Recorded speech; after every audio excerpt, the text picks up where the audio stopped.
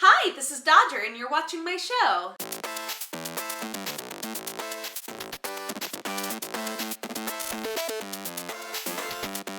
Three, two, one, ready, go. I have been looking like a trashy mess for a few days. I was sick, for those of you who didn't know. That's why there hasn't been quite so much going on this channel for the last week-ish. But by the power of a hair curler and makeup, I look so much better today. Anyway, let's get into some news.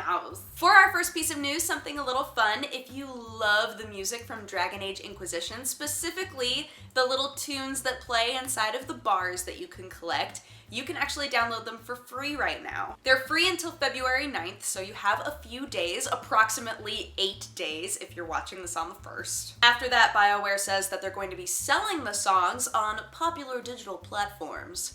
So we can just make assumptions based on that. But yeah, if you go to their site, I'll try to find the exact web address and then put it in the description. But if you go to their site, you can download all of the songs totally for free and put them on your little iPad and, I don't know, go jogging to them, drive to your mom's with them. I guess they were contacted by a lot of people who really loved those songs, so they decided to make them available for us. And it's super cool that they're making it so that we can download them for free at first. Like, they're giving us a deadline with quite a bit of leeway, you know, so I appreciate that. So if you need a way to sing your baby to sleep or you just want to have them all, go grab them. By the way, just to give credit where credit is due, the songs are composed by Rainey Shockney, who is a Hollywood composer, and they are performed by Eliza Vita. So there you go, deets. So many deets. If you loved Dragon's Dogma, like I did, this piece of news might bum you out a little bit, I'm not gonna lie. So the debut trailer for Dragon's Dogma Online went up, and it looks super fun. It's basically, it looks a lot like Monster Hunter, which is one of the reasons why I love it so much.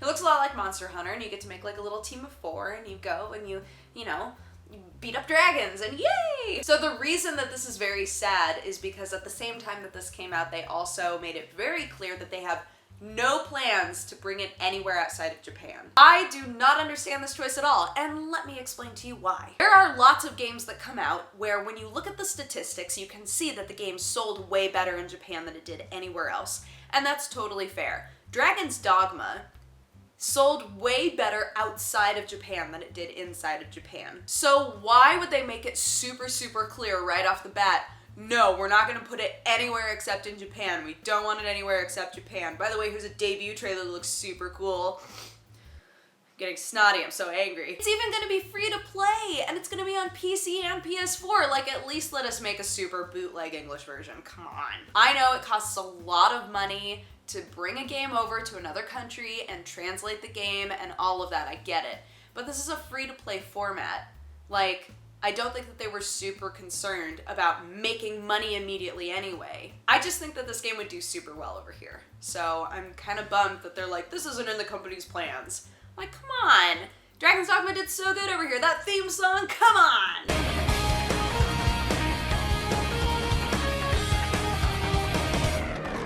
For those of you who are still excited about Battlefield Hardline, there will be a beta test going live on February 3rd for 5 days. Battlefield Hardline, again, is in the Battlefield franchise, and it is cops versus robbers, so it's a bit different than the other Battlefield games. Now, this might seem a little strange. Why, so close to release, would you do another beta test? Well, a lot of companies do this where they want to stress test their servers, they want to drum up a bit more like pre-release excitement about the game. Because lately, let's be honest, a lot of people have been saying Battlefield Hardline should have been DLC. It didn't need to be a completely different game. So they've tried to do so much to fill out this game, add in new modes, do more things to it to make sure that it feels like a totally different gaming experience but still fits into the Battlefield world. And I don't necessarily know that it's going to achieve that because it is so different from the other Battlefield games, but yeah, I haven't even touched it. I'll be honest, not into that sort of game type at all, but Sam really enjoyed it. I know a lot of people who like shooters who have enjoyed it, so who knows? It might wind up being super cool, it might not, but if you are unsure yourself on whether or not you want to buy it, You should see if you can get into the final beta test. That is February 3rd for 5 days. Huzzah! They are saying that the beta will be a huge download, so prepare for that, but you can get it on PS3, PS4, Xbox 360, Xbox One, and PC with the Origin-ness. Good words. Good words. I know English. But yeah, anybody can get into the beta. It's just, you know, it's gonna take a while to download it, so enjoy. Sony has started acting in true Sony fashion and unfortunately is starting to pull things from Vita. So now we don't have the Vita Maps app and we don't have the YouTube app. Of course, you can still go into like the little browser inside of the Vita and watch YouTube, so it's not like super necessary, but there are plenty of people who felt like the YouTube app for Vita was pretty nice, actually, like nicer than the mobile version. And the reason that I say that this is acting in true Sony fashion is because a lot of people like to joke that if you buy a Sony handheld, eventually they won't support it as much anymore. Like, they always say that they expect for it to have a certain lifespan, but they really start pulling away from it much earlier than that.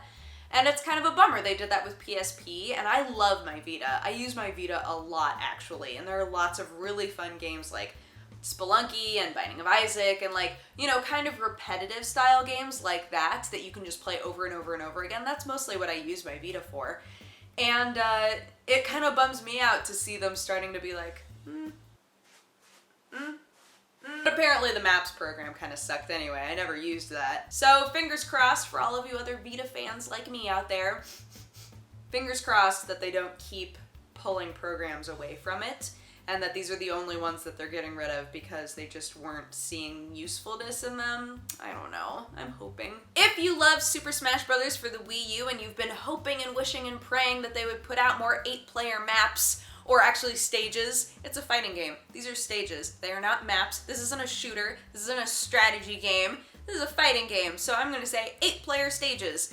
If you've been wishing that they had more 8-player stages, tangent, then you're in luck because they've put out more for free. There are 15 new levels or stages, and the reason that I put quotation marks around it is because a lot of them are just they're stages that you can use anyway normally, but you just couldn't use them for 8 players, so they've formatted them now for 8 players. That's really mostly what they've done. But I mean, it's free, so not gonna complain. Anybody who's complaining, you close your little mouthy pants. Mouth pants, because those are a thing that exist. It bums me out because there are lots of things that Nintendo is doing right.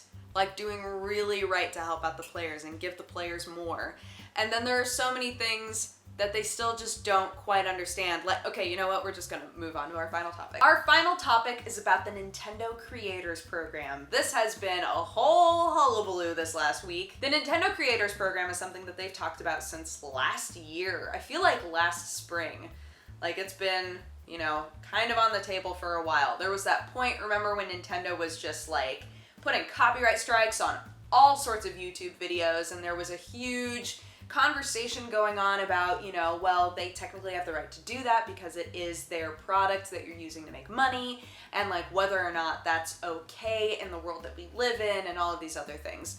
So now they have the Creators Program. The Creators Program is where if you make a Nintendo video, they're willing to give you 60% of the earnings off of that video, but they have to review it, make sure that it's okay and that it's, you know, to their standards before you can actually put it up. If you want to have a completely Nintendo channel, you can also do that. You will make 70% of all of your revenue that way. Now again, the conversation is, well, they absolutely have the right to do that. You are playing Nintendo games, which I totally agree with. They can do whatever they want.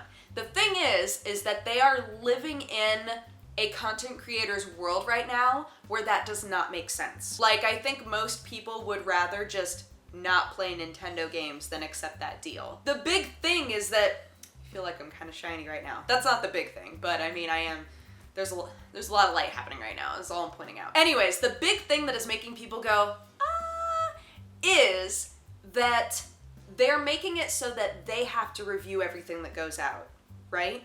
So that implies that if you make a video that doesn't talk very kindly about the Nintendo product, then they'll say, no, you can't upload this.